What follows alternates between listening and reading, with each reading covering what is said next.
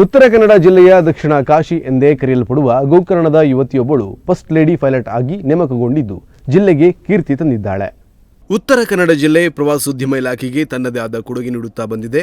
ದಕ್ಷಿಣ ಕಾಶಿ ಎಂದು ಕರೆಯಲ್ಪಡುವ ಗೋಕರ್ಣದ ಯುವತಿಯೊಬ್ಬಳು first lady pilot ಆಗಿ ಜಿಲ್ಲೆಗೆ ಕೀರ್ತಿ ತಂದಿದ್ದಾಳೆ. ಗೋಕರ್ಣದ ರಥಬೀದಿಯ ಕುರ್ಸೆ ಎಂಬ ಮನೆತನದ ಕುಮಾರಿ ಕಾವ್ಯಶ್ರೀ ಎನ್ನುವ ಯುವತಿ ಈ ಸಾಧನೆ ಮಾಡಿದ್ದು, ಕಾವ್ಯಶ್ರೀ ಲಕ್ಷ್ಮೀನಾರಾಯಣ ಭಟ್ ದಂಪತಿಗಳ ಪುತ್ರಿಯಾಗಿದ್ದಾಳೆ. ಪ್ರಸ್ತುತ ಸಣ್ಣ ಪ್ರಮಾಣದ ಸೆಸ್ನಾ ವಿಮಾನವನ್ನು ನಡೆಸುವ ಪೈಲಟ್ ಆಗಿ ನಿಯೋಜನೆಗೊಂಡಿದ್ದಾಳೆ.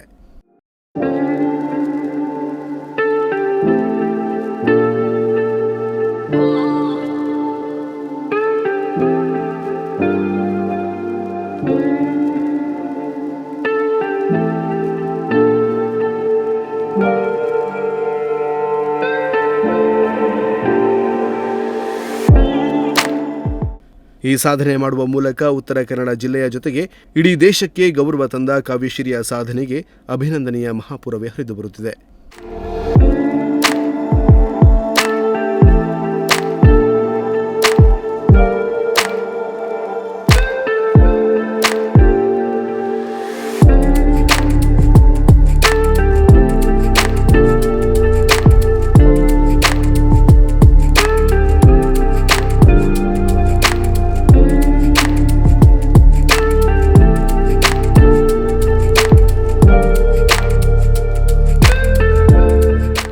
Nudisiri news desk Honnavar.